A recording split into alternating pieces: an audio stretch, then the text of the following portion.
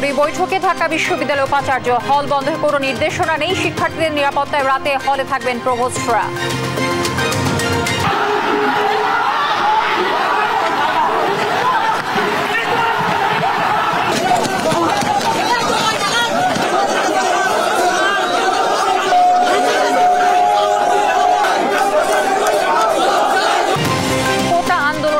সঙ্গে ছাত্রলীগের ধাওয়া পাল্টা ধাওয়া, আহত শতাধিক। আগামীকাল বিকেল ৩টায় সব ক্যাম্পাসে বিক্ষোভের ডাক। উস্কানি ছাড়াই হামলা, বলছে কোটা আন্দোলনকারীরা। বহিরাগতরা ক্যাম্পাসে ভাঙচুর করে, তাদের প্রতিহত করা হয়েছে দাবি ছাত্রলীগের।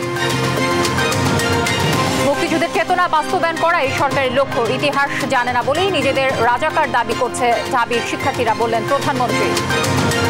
এবং আওয়ামী লীগ নেতা রিপন সরকার গাজীপুরের মূর্তিমান আতঙ্ক, দখল বাণিজ্যে গড়েছেন সম্পদের পাহাড়, প্রতিবাদ করলে নেমে আসে নির্যাতন। দর্শক, সংবাদপত্রে শুনছিলেন TSTN2 সংবাদ শিরোনামগুলো, সঙ্গে রয়েছে আমি তানজিয়া যুদ্ধি। এবার বিস্তারিত। ঢাকা বিশ্ববিদ্যালয়ে দিনভর সংঘর্ষের পর পরিস্থিতি মূল্যায়ন ও কার্যপ্রণালী ঠিক করতে বৈঠকে বসে বিশ্ববিদ্যালয় প্রশাসন। বৈঠক শেষে জানানো হয়, হল বন্ধের কোনো নির্দেশনা দেওয়া হয়নি, তবে শিক্ষার্থীদের নিরাপত্তায় প্রভোস্টরা রাতভর হলে অবস্থান করবেন। সোমবার নিজ বাসভবনে হলের প্রভোস্ট ও হাউস টিউটরদের নিয়ে জরুরি বৈঠক করেন ঢাকা বিশ্ববিদ্যালয়ের উপাচার্য অধ্যাপক ডক্টর ASM মাকসুদ কামাল। ক্যাম্পাসে শান্তিপূর্ণ পরিবেশ বজায় রাখতে সবাইকে দায়িত্বশীল আচরণ করার আহ্বান জানান তিনি। নিরাপত্তার স্বার্থে সব হলে বহিরাগত প্রবেশ নিষেধ ও গুজব থেকে বিরত থাকার আহ্বান জানানো হয় বিশ্ববিদ্যালয় প্রশাসনের পক্ষ থেকে।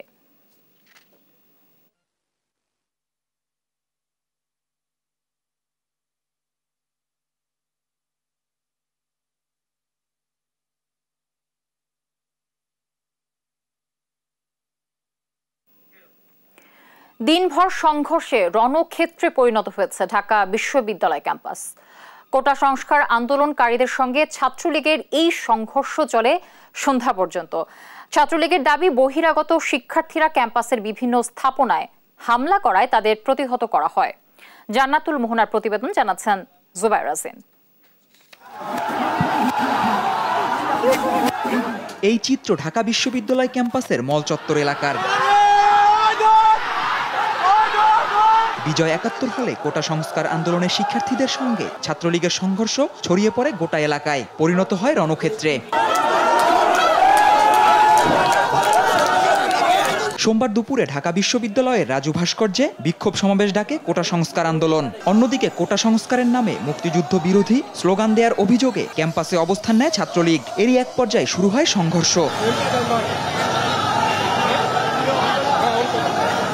বেলা ৩টার দিকে শুরু হওয়া সংঘর্ষ চলে কয়েক ঘন্টা ধরে। এ সময় কোটা আন্দোলনকারীদের সঙ্গে ছাত্রলীগের দফায় দফায় ধাওয়া ও পাল্টা ধাওয়ার ঘটনা ঘটে। কয়েক ঘন্টা ধরে চলা এই সংঘর্ষ কিছুটা থেমে আসে কোটা সংস্কার আন্দোলনের কর্মীরা আহত সহপাঠীদের নিয়ে ঢাকা মেডিকেলে গেলে। কিন্তু বিকাল ৫টার পর ছাত্রলীগের কর্মীরা ঢাকা মেডিকেল ও কার্জন হলের দিকে অবস্থান নিলে ফের সংঘর্ষ বাধে। এ সময় কোটা সংস্কার আন্দোলনের শিক্ষার্থীদের ধাওয়া দিয়ে ঢাকা মেডিকেলের ভেতরে নিয়ে যায় ছাত্রলীগ। এখানেও ঘণ্টাব্যাপী চলা সংঘর্ষে আশপাশের সড়কগুলোতে যান চলাচল বন্ধ হয়ে যায়। ছাত্রলীগের সাধারণ সম্পাদক এই ঘটনার জন্য বহিরাগত শিক্ষার্থীদের দায়ী করেন। এখানে কোনো সংঘর্ষ হচ্ছে না, এখানে বিশ্ববিদ্যালয়ের বিভিন্ন স্থাপনায় বিভিন্ন লোকজন হামলা করেছে। নেতাকর্মীরা, দেশের সচেতন তরুণ সমাজ ঢাকা বিশ্ববিদ্যালয়কে রক্ষায় এগিয়ে এসেছে। এই মুহূর্তে ঢাকা বিশ্ববিদ্যালয়কে রাজাকারের হাত থেকে রক্ষা করতে হবে। জুবাইর রাজিন, দেশ টিভি, ঢাকা। কোটা সংস্কার আন্দোলনকারীদের সঙ্গে ছাত্রলীগের সংঘর্ষে উভয় পক্ষের আহত হয়েছেন শতাধিক। আহতদের মধ্যে রয়েছেন নারী শিক্ষার্থীরাও। সোমবার ঢাকা বিশ্ববিদ্যালয় ক্যাম্পাসে এই ঘটনাটি ঘটে। তাৎক্ষণিক চিকিৎসার জন্য ঢাকা মেডিকেল কলেজ হাসপাতালে নেওয়া হয় আহতদের। এই হামলার জন্য ছাত্রলীগ নেতাকর্মীদের দায়ী করেন শিক্ষার্থীরা। বিস্তারিত ইফতেখার রেজার প্রতিবেদনে থাকছে। কোটা বিরোধী আন্দোলনে ছাত্রলীগের সঙ্গে সংঘর্ষে দুপক্ষের আহতের সংখ্যা শতাধিক ছাড়িয়েছে।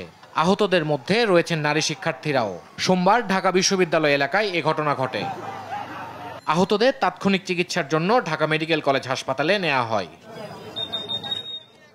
সংঘর্ষে তাদের উপর হামলার বর্ণনা দেন আহত শিক্ষার্থীরা। এ সময় বিনা উস্কানিতে সংঘর্ষের ঘটনায় ছাত্রলীগের উপর দোষ চাপান তারা। ছাত্রলীগের বাহিনী আমাদের উপর হামলা করছে, আমাদের অনেক ভাই আহত, অনেক ভাইয়ের মাথা থেকে রক্ত ঝরছে, পিছন দিক থেকে দাওয়া করছে আর ইট পাটকেল লাঠি সোটা দিয়ে যা আছে আমাদের পিছন দিক থেকে। আমাদের অনেক মেয়েরাও ছিল পিছনে, এমন ভাবে আঘাতপ্রাপ্ত হয়েছে আমরা দেখতে এই অবস্থা। অনেকেই এখন পর্যন্ত চিকিৎসা পায়নি, যে আপনারা দেখতেছেন সে হাঁটাহাঁটি করছে, পরে অনেকে চিকিৎসা না পায় অন্য হসপিটালে গেছে শেষ পর্যন্ত। এই হলো পরিস্থিতি। আমাদেরকে ভয় দেখানোর জন্য, আন্দোলনটাকে ধামাচাপা দেওয়ার জন্য, দমন করার জন্য তারা খুবই পরিকল্পিতভাবে এই আন্দোলনটা করছে এবং ত্রাস সৃষ্টি করছে। আমরা রক্ত দিছি, আমরা প্রয়োজন হলে জীবন দিব, তারপর হলে আমরা আমাদের অধিকার আদায় করে ছাড়বো। এ ঘটনায় আহত হন ছাত্রলীগেরও কয়েকজন নেতাকর্মী। আমাদের প্রায় বিভিন্নভাবে ছোটখাটো বড় সবকিছু মিলে প্রায় 10-15 জন নেতাকর্মী আহত হয়েছে।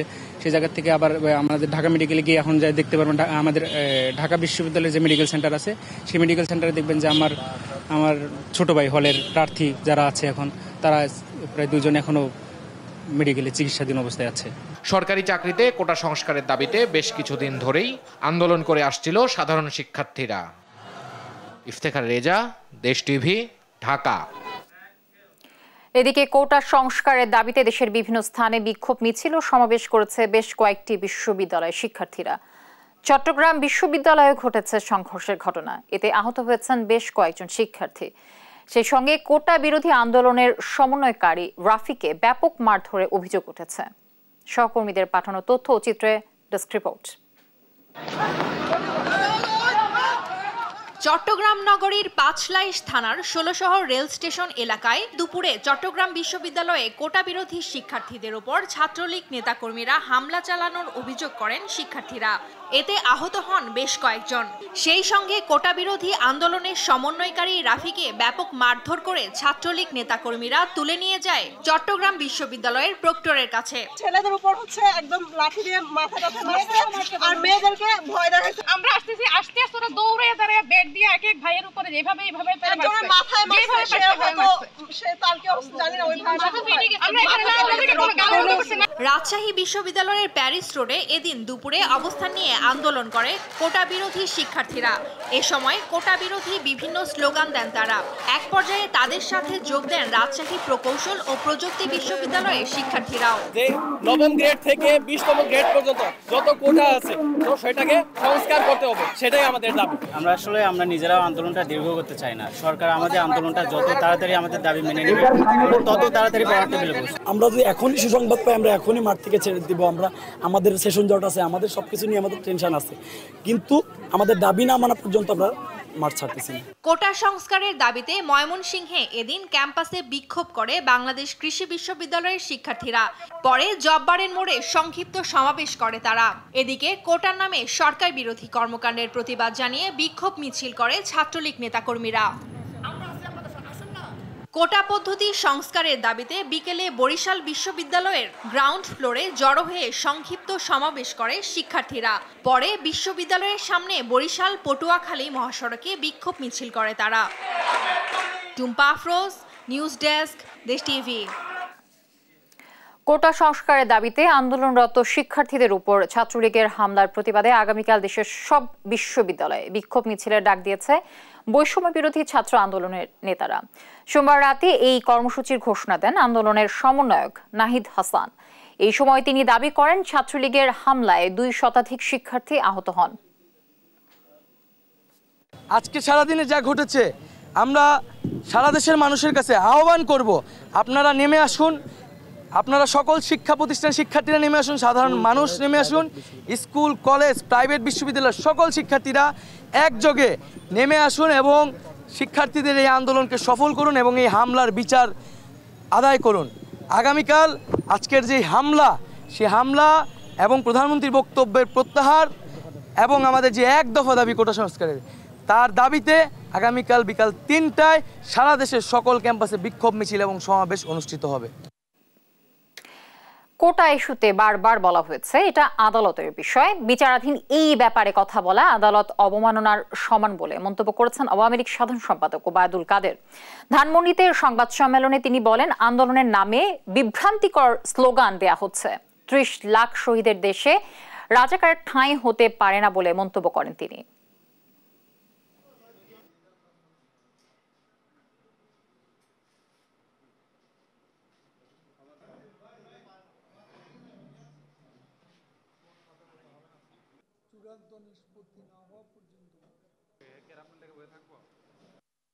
গত রাতে বিশ্ববিদ্যালয়ে বাংলাদেশের অস্তিত্বকে আঘাত করে মহান মুক্তিযুদ্ধের চেতনা বিরোধী স্লোগান উচ্চারণ করেছে।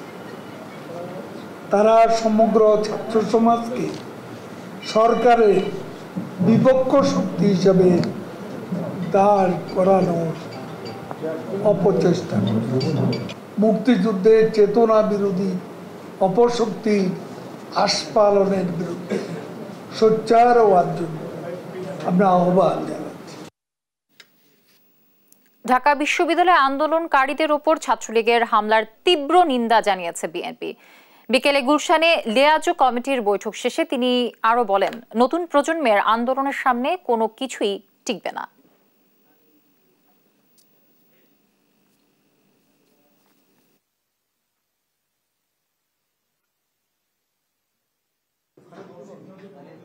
আমরা আগে শেষ করি। সফলভাবে আন্দোলন করছে। আমি মনে করি বাংলাদেশের যারা আন্দোলন করছে তাদের পরিবার আছে, তাদের আত্মীয় স্বজন বন্ধু বান্ধব আছে, সকলে কিন্তু আজকে একটা ন্যায়সম্মত একটা সমাধানের অপেক্ষা করছে। সেটা না করে যদি আপনি লাঠি পেটা করেন, আপনি যদি মিথ্যা মামলা দেন, তাহলে সেটা সমাধান পাওয়ার কোনো সুযোগ নাই। এবং আমরা এই যে তাদের যে ছাত্রলীগের যে হামলা এবং তাদের বিরুদ্ধে যে মিথ্যা মামলা, এগুলোর তীব্র নিন্দা জানাচ্ছি। প্রধানমন্ত্রী শেখ হাসিনা বলেছেন, শিক্ষার্থীরা ইতিহাস জানলে নিজেদের রাজাকার পরিচয় দিত না। তিনি বলেন, তার সরকারের প্রধান লক্ষ্য মুক্তিযুদ্ধের চেতনা বাস্তবায়ন করা। সোমবার সকালে প্রধানমন্ত্রীর কার্যালয়ে 2024-25 অর্থ বছরে সরকারের মন্ত্রণালয় ও বিভাগগুলোর বার্ষিক কর্ম সম্পাদন চুক্তি এবং শুদ্ধাচার পুরস্কার প্রদান অনুষ্ঠানে তিনি এইসব কথা বলেন। বিস্তারিত জানাচ্ছেন আমাদের সহকর্মী শামীম আক্তার। প্রধান অতিথির আসন অলঙ্কৃত করে সরকারি কর্মকাণ্ডে স্বচ্ছতা ও দায়বদ্ধতা বৃদ্ধি, সম্পদের যথাযথ ব্যবহার নিশ্চিতকরণে এবং প্রাতিষ্ঠানিক সক্ষমতা উন্নয়নের লক্ষ্যে সরকার কর্মসম্পদের ব্যবস্থাপনার পদ্ধতির আওতায় বার্ষিক কর্মসম্পাদন চুক্তি প্রবর্তন করা হয়েছে। আজকের অনুষ্ঠানের সভাপতি আমাদের প্রধানমন্ত্রী কার্যালয়ের শাপলা হলে মন্ত্রিপরিষদ বিভাগ আয়োজিত অনুষ্ঠানে 10টি বিভাগের হাতে পুরস্কার ও সম্মাননা তুলে দেন প্রধানমন্ত্রী শেখ হাসিনা। শতভাগ এপিএ বাস্তবায়ন করে 2023-24 অর্থ বছরে বিদ্যুৎ বিভাগ প্রথম স্থান অধিকার করে। জনাব মোহাম্মদ মশিউর প্রধান অতিথির বক্তব্যে প্রধানমন্ত্রী বলেন, সুশাসন নিশ্চিত করতে অর্থনৈতিক বৈষম্য দূর করতে হবে। প্রধানমন্ত্রী আরও বলেন, দুর্নীতিবাজদের সংখ্যা কম হলেও সমাজে এদের প্রভাব বেশি। আমরা দুর্নীতি জিরো টলারেন্স ঘোষণা করেছি। দুর্নীতি ধরতে গেলে আমাদের সরকারের উপর দায় চাপিয়ে দেওয়া হয়। আমি এটা বিশ্বাস করি না। দুর্নীতি খুব কম লোকই করে, কিন্তু তার বদনামটা হয় খুব বেশি। এই কারণেই যাতে যারাই দুর্নীতির সাথে জড়িত হবে তাদের ভিতরে যথাযথ ব্যবস্থা নেওয়া হবে। ওই সরকারে কি বদনাম হবে না হবে সেটা আমি কেয়ার করি না। এ সময় বিশ্বব্যাপী মুদ্রাস্ফীতির কথা জানিয়ে প্রধানমন্ত্রী বলেন, কেউ যেন চক্রান্ত করে খাদ্যের দাম বাড়াতে না পারে, নজরদারি বাড়াতে হবে। কেউ যেন কোনো রকম চক্রান্ত করে খাদ্যের দাম বাড়াতে না পারে, নজরদারিটা বাড়াতে হবে, পাশাপাশি উৎপাদনটাও বাড়াতে হবে, সেদিকে বিশেষভাবে দৃষ্টি দিতে হবে। এই শ্রাবণ ভাদ্র মাসেই কিন্তু বন্যাটা বেশি দেখা দেয়, কারণ প্রথমে উত্তর দিকে আর ভাদ্র মাসে যায় দক্ষিণ দিকে। সেদিকে মাথায় রেখে এখন থেকে আমাদের প্রস্তুতি রাখতে হবে। এ সময় রবিবার রাতে ঢাকা বিশ্ববিদ্যালয়ের শিক্ষার্থীদের রাজাকার স্লোগানে দুঃখ প্রকাশ করে সরকার প্রধান বলেন, ঢাকা বিশ্ববিদ্যালয়ের রোকেয়া হলের মেয়েরা 71 সালের ইতিহাস ভুলে গেছে। পাকিস্তানি হানাদার বাহিনী আর রাজাকার বাহিনী যেভাবে এদেশের অত্যাচার করেছে, আমার খুব দুঃখ লাগে কালকে যখন শুনি রোকেয়া হলে ছাত্রীরাও বলে তারা রাজাকার। তারা কি জানে 71 সালে 25শে মার্চ কী ঘটেছিল? সেখানে 300 মেয়েকে হত্যা করেছিল, 40 জন মেয়েকে রেপ করেছিল এবং এদের ধরে নিয়ে পাকিস্তানি ক্যাম্পে নিয়ে গিয়েছিল। সেই ক্যাম্পে কী অবস্থায় ছিল? অনেক মেয়ে শাড়ি বা ওড়না দিয়ে ফাঁসি দিয়েছিল বলে তাদের কাপড় পরতে দেওয়া হতো না, ওই একটা পেটিকোট পরিয়ে বসিয়ে রাখতো। দিনের পর দিন তাদের উপর পাশবিক অত্যাচার হতো। প্রধানমন্ত্রী স্মার্ট বাংলাদেশ বিনির্মাণে আওয়ামী লীগের মাটি মানুষের রাজনীতির কথা মনে করিয়ে সরকারি কর্মকর্তাদের আত্মবিশ্বাস নিয়ে কাজ করার পরামর্শ দেন। কারণ আমরা মাটি আর মানুষের সাথে মিশেই এই রাজনীতিতে এসে আমরা এই পর্যন্ত এসেছি। শামীমা আক্তার, দেশ টিভি, ঢাকা। কোটা আন্দোলনকে ঘিরে কোনো ধরনের বিশৃঙ্খলা হলে তার শক্ত হাতে দমনের হুঁশিয়ারি দিয়েছেন Dhaka metropolitan police commissioner Habibur Rahman. আর ডিবি প্রধান হারুনুর রশিদ বলেন, আন্দোলনকে ভিন্ন খাতে প্রবাহিত করতে কোনো ইন্ধনদাতা আছে কিনা তা নিয়ে তদন্ত চলছে। বিস্তারিত শাহাদাত নিশাদের রিপোর্টে। ক্রমেই তীব্র হচ্ছে কোটা সংস্কার আন্দোলন। বিকেল ৩টার দিকে কোটা ইস্যুকে কেন্দ্র করে ঢাকা বিশ্ববিদ্যালয়ের হলপাড়ায় মুখোমুখি অবস্থানে যায় আন্দোলনকারী শিক্ষার্থী এবং ছাত্রলীগের নেতাকর্মীরা। এ সময় দুই পক্ষের মধ্যে ইট পাটকেল নিক্ষেপ, ধাওয়া পাল্টা ধাওয়া এবং সংঘর্ষের ঘটনা ঘটে। এদিকে কোটা সংস্কার আন্দোলন ভিন্ন খাতে প্রবাহিত করতে কোন রাজনৈতিক মহল ইন্ধন দিচ্ছে এমন অভিযোগ সরকারি দলের নেতা ও মন্ত্রীদের। এমন পরিস্থিতিতে ইন্ধনদাতাদের খুঁজে বের করতে তদন্তের সিদ্ধান্ত নিয়েছে আইন শৃঙ্খলা বাহিনী। সোমবার এক ব্রিফিংয়ে এ কথা জানান ডিবি প্রধান। আমরা এগুলি তদন্ত দেখছি। এদিকে সকালে রাজধানীর পুরান ঢাকার হোসাইনী দালানের ইমামবাড়ায় 10 মহরমের তাজিয়া মিছিলে ডিএমপির নেয়া নিরাপত্তা পরিদর্শন শেষে সাংবাদিকদের প্রশ্নের জবাবে ডিএমপি কমিশনার জানান, কোটা সংস্কার আন্দোলনকে ঘিরে কেউ আইন শৃঙ্খলা ভঙ্গের চেষ্টা করলে সেটি যেই হোক শক্ত হাতে মোকাবেলা করা হবে। পুলিশ আমাদের যে সমস্ত কার্যক্রম পরিচালনা করবে সেটির প্রতি শ্রদ্ধা রেখেই হবে। যদি কেউ আমাদের আইন শৃঙ্খলা ভঙ্গজনিত কোনো ধরনের অপতৎপরতা চালাতে চান, সেটি যেই হোক সেটি শক্ত হাতে মোকাবেলা করা হবে। এ সময় তিনি বলেন, কোটা আন্দোলন আদালতের বিষয়, তাই আদালত যে আদেশ দেবে সেটি সবাইকে মানতে হবে। মহামান্য আদালত যে আদেশ দেবেন সেই আদেশের প্রতি শ্রদ্ধাশীল থাকা এবং সেটি মেনে নেওয়া প্রতিটি নাগরিকের একান্ত কর্তব্য এবং সেটি আদালতের নিয়ম মানতে আমরা বাধ্য। তাজিয়া মিছিলকে কেন্দ্র করে জঙ্গি হামলার বিষয়টি মাথা রেখে নিরাপত্তা পরিকল্পনা সাজানো হয়েছে বলে জানান ডিএমপি কমিশনার। শাহাদাত নিশাদ, দেশ টিভি, ঢাকা। রিপন সরকার গাজীপুর জেলায় দখল বাণিজ্যের পরিচিত নাম। একসময় ছিলেন ছোট্ট একটি পাম্পের মালিক, আর এখন জমি দখল করে গড়ে তুলেছেন রাজকীয় বাড়ি, গার্মেন্টস ফ্যাক্টরি ও হাউজিং কোম্পানি। এই শত কোটি টাকার মালিক গাজীপুর মহানগর আওয়ামী লীগের যুগ্ম সাধারণ সম্পাদক রিপন সরকার। দর্শক, বাকিটা জানাচ্ছেন আমাদের সহকর্মী তৌফিক মাহমুদ মুন্না। এই রাজকীয় বাড়ি, পাম্প, গার্মেন্ট সব একই ব্যক্তির। এখানে শেষ নয়, মির্জাপুরে রয়েছে আলিশান বাগান বাড়ি, আর এসবের মালিক গাজীপুর মহানগর আওয়ামী লীগের যুগ্ম সাধারণ সম্পাদক আব্দুল হোসেন রিপন সরকার। ক্ষমতার সাথে সাথে বদলে গেছে তার জীবনযাত্রা। এমনি এই বাসার মালিক গাজীপুর আওয়ামী লীগ নেতা আব্দুল হোসেন রিপন সরকার। উনি কি এখানে আসে? মানে উনি আপনার রাত হলে কি এখানে থাকে? এখানে আসে? এখানে কে কে থাকে? গাড়ি দেখলাম 3টা। গাড়ি 3টা কি ওনার? 3টা গাড়ি। উনি গাজীপুর থাকেন না, উনি বাচ্চাদের নিয়ে সব থাকে এখানে। এই পাম্প ছিল একসময় ছোট্ট একটা অংশ। দখল করতে করতে পুরো আশেপাশে এলাকা নিজের করে নিয়েছেন রিপন সরকার। আশেপাশে যা দেখা যায় সবই তার। টাকার বিনিময়ে নয়, ক্ষমতা খাটিয়ে দখল করছেন তিনি। সামান্য কয়েক বিঘা থেকে এখন প্রায় শতাধিক বিঘার কাছাকাছি। পাম্পের আগে কিছু জায়গা কিনে দখল করেছেন খালসহ অনেক জমি। আবার সেই জমিতে প্লট আকারে বিক্রয়ের জন্য নিজের ফোন নম্বর দিয়ে সাইনবোর্ড ঝুলিয়েছেন রিপন সরকার। কিছু দূর সামনে গিয়ে দেখা মিলল একই চিত্রের। আবাসন ব্যবসার আড়ালে জমি দখলের জন্য মহা উৎসব। রিপন সরকার গাজীপুর এলাকার জন্য এক মূর্তিমান আতঙ্ক। সবাই জানে অথচ ভয়ে চুপ। ভাঙা ব্রিজ এলাকায় নদী দখল করছে রিপন সরকার। সেখানেও একই পলিসি, কিছু জমি কিনে বাকি সব দখল করে বিক্রি। ভোগড়ায় ঢাকা ময়মনসিংহ মহাসড়কের বর্ষা সিনেমা হলের বিপরীতে দখল করেছেন এই জায়গা। 24 ডিসেম্বর রাতের আধারে দেয়াল তুলে সড়কটি আটকে দেন তিনি। ব্যবসায়ী জালাল সরকারের ছেলে জহিরুলকে রিপন সরকার গুলি করে হত্যা করেছেন বলে অভিযোগ রয়েছে। এসব অভিযোগ অস্বীকার করেন রিপন সরকার, জানান বাবার ব্যবসা থেকেই তিনি সব সম্পত্তি করেছেন। মানে কিসের আপনি আমার সম্পদ আপনি দেখছেন কিভাবে? আমার নতুন করে বলার কিছু নেই যে আমি এখন নতুন করে কিছু করছি, বিষয়টা এরকম না। ব্যবসা বাণিজ্য করি, যা প্রতিষ্ঠান আছে সেগুলো নিয়মতান্ত্রিকভাবে। আমাদের পারিবারিক যে ব্যবসাটা ছিল ওইটাই আমাদের আপনার পেট্রোল পাম্পের, এই পেট্রোল পাম্পটা আমার বাবার নামে।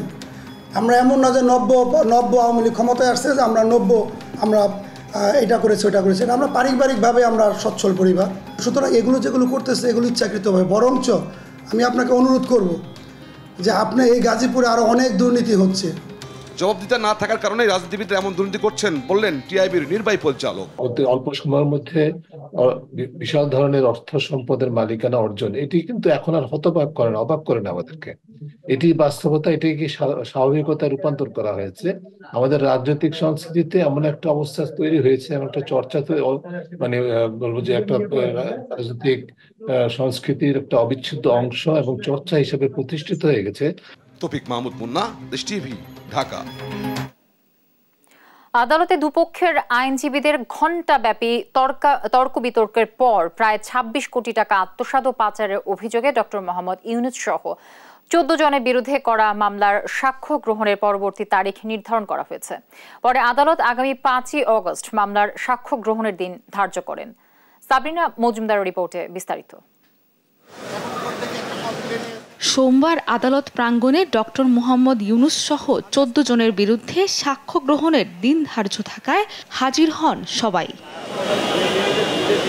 আদালত প্রাঙ্গণে হাজির হওয়ার পর সাক্ষ্য গ্রহণের তারিখ পেছানো নিয়ে প্রায় ১ ঘণ্টা চলে দুই পক্ষের আইনজীবীদের মধ্যে যুক্তিতর্ক। ডক্টর ইউনূসের আইনজীবী আদালতকে বলেন, তারা ন্যায় বিচার পাওয়া নিয়ে শঙ্কিত। সাক্ষ্য গ্রহণের জন্য সংক্ষিপ্ত সময় হওয়ায় এতে তীব্র আপত্তি জানান ডক্টর ইউনূসের আইনজীবী ব্যারিস্টার আব্দুল্লাহ আল মামুন। পরে আদালত মামলার সাক্ষ্য গ্রহণের জন্য ৫ই আগস্ট দিন ধার্য করেন। আমরা বললাম, আপনি যে সময় ৫ দিন দিলেন, আপনার সামনে যে কেস ডায়েরিটা আছে সেখানে তো দেখা যাচ্ছে সব মামলা আপনি ১ মাস, ২ মাস, ২.৫ মাস পরে ডেট দিচ্ছেন। তাহলে ডক্টর ইউনূস সাহেব এমন কি ব্যাপার, তার মামলা ৫ দিন ৭ দিন পরে ডেট দিতে হবে, তাও আবার হাইকোর্টের অর্ডার আসার জন্য? এদিনও আদালতের ভেতর থাকা লোহার খাঁচা নিয়ে কথা বলেন ডক্টর ইউনূস। বলেন, আদালতে খাঁচার ভেতর ঢোকানো জাতির প্রতি অপমানজনক। এটা মানবতার প্রতি অপমান। এটা তো কেন মানুষকে পশুর মতো খাঁচায় ভরে রাখবে কেন? তবে একটা ভালো লাগলো যে আজকে ওই খাঁচার ভেতরে আমাদেরকে ঢোকায় নেই। এদিকে দুদক আসামি পক্ষের অভিযোগ নাকচ করে বলেন, আইন মোতাবেকই মামলা চলছে, তড়িঘড়ির কোনো প্রশ্ন নেই। প্রসিকিউশন অত্যন্ত নিরীহ এবং দুদকের পক্ষ থেকে মামলা পরিচালনা করে আমরা সাক্ষী হাজির করেছি। গ্রামীণ টেলিকমের কর্মীদের লভ্যাংশের ২৬ কোটি টাকা আত্মসাতের অভিযোগে করা এই মামলায় মোহাম্মদ ইউনূস সহ ১৪ জনের বিরুদ্ধে আদালতে অভিযোগপত্র দেয় দুর্নীতি দমন কমিশন। সাবরিনা মজুমদার, দেশ টিভি, ঢাকা। আন্তর্জাতিক প্রসঙ্গ। পাকিস্তানে এবার ইমরান খানের দলকে নিশ্চিহ্ন করার ষড়যন্ত্রে নেমেছে শাহবাজ সরকার। রাষ্ট্রবিরোধী কার্যকলাপের অভিযোগে পিটিআইকে নিষিদ্ধের ঘোষণা দিল পাকিস্তান সরকার। এক সংবাদ সম্মেলনে সোমবার এ তথ্য নিশ্চিত করেছে দেশটির তথ্যমন্ত্রী।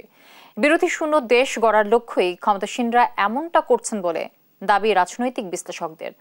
আফরিন ময়ের রিপোর্টে বিস্তারিত। অনাস্থা ভোটে হেরে ২০২২ সালের এপ্রিলে ক্ষমতাচ্যুত হন পাকিস্তানের সাবেক প্রধানমন্ত্রী ইমরান খান। এরপর তার বিরুদ্ধে দেয়া হয় শতাধিক মামলা। এর মধ্যে কয়েকটি মামলায় তাকে সাজা দেয়া হয়। ২০২৩ সালের আগস্ট থেকে রাওয়ালপিন্ডির আদিয়ালা কারাগারে আছেন তিনি। করাচি, লাহোর ও পেশোয়ার সহ সবগুলো শহরে পিটিআই নেতাকর্মী ও সমর্থকরা বিক্ষোভ করলেও তা কাজে আসেনি খুব একটা। দেশজুড়ে রাজনৈতিক অস্থিতিশীলতার মধ্যেই চলতি বছরের ৮ ফেব্রুয়ারি দেশটিতে সাধারণ নির্বাচন হয়। এতে নানা নাটকীয়তার পর ক্ষমতায় আসেন শাহবাজ শরীফ। এরপর থেকেই ইমরান খানের দল পাকিস্তান তেহরিকে ইনসাফ পিটিআইকে নিষিদ্ধ করা হবে এমন খবর গণমাধ্যমে প্রকাশ পায়। তবে গেল সপ্তাহেই রাজনৈতিক দল হিসেবে পিটিআইকে বিশেষ মর্যাদা দেন সুপ্রিম কোর্ট। এই ঘোষণার পরপরই এবার ইমরানের দলকে নিশ্চিহ্ন করার ষড়যন্ত্রে নেমেছে শাহবাজ সরকার। রাষ্ট্রবিরোধী কার্যকলাপের অভিযোগে পিটিআইকে নিষিদ্ধের ঘোষণা দিল পাকিস্তান সরকার। এক সংবাদ সম্মেলনে সোমবার এ তথ্য নিশ্চিত করেছে দেশটির তথ্যমন্ত্রী। একই সঙ্গে পিটিআই প্রতিষ্ঠাতা ইমরান খান এবং সাবেক প্রেসিডেন্ট আরিফ আলভির বিরুদ্ধে রাষ্ট্রদ্রোহের মামলা করার সিদ্ধান্ত নেওয়া হয়েছে বলেও জানিয়েছেন শাহবাজ সরকারের তথ্যমন্ত্রী। চলতি বছরের ফেব্রুয়ারিতে পাকিস্তানের জাতীয় নির্বাচন অনুষ্ঠিত হওয়ার আগে পিটিআইয়ের নতুন কার্যনির্বাহী কমিটিকে স্বীকৃতি দেয়নি দেশটির নির্বাচন কমিশন। এমনকি নির্বাচনে পিটিআইয়ের প্রার্থীদের দলটির প্রতীক ক্রিকেট ব্যাট ব্যবহার করতেও দেওয়া হয়নি। এতে ৯২টি আসন পেয়েও সরকার গঠনের পদক্ষেপ নিতে পারেনি দলটি। ৭১ বছর বয়সী ইমরান খান ১৯৯৬ সালে পিটিআই গঠন করেছিলেন, যেটি ২০১৮ সালে পাকিস্তানে ক্ষমতায় আসে। এদিকে ইমরানের দলকে নিষিদ্ধ ঘোষণার খবরে আন্তর্জাতিক রাজনৈতিক অঙ্গনে চলছে আলোচনা। বিরোধী শূন্য দেশ গড়ার লক্ষ্যেই ক্ষমতাসীনরা এমনটা করছেন বলে দাবি রাজনৈতিক বিশ্লেষকদের। আফরিন মৌ, নিউজ ডেস্ক, দেশ টিভি। দর্শক, আবারও কোটা আন্দোলনের খবর। আগামীকাল দুপুর ১:৩০টায় ঢাকা বিশ্ববিদ্যালয়ের রাজু ভাস্কর্যে প্রতিবাদ সমাবেশের ডাক দিয়েছে ছাত্রলীগ। সোমবার রাতে ছাত্রলীগ সভাপতি সাদ্দাম হোসেন এ কর্মসূচি ঘোষণা দেন।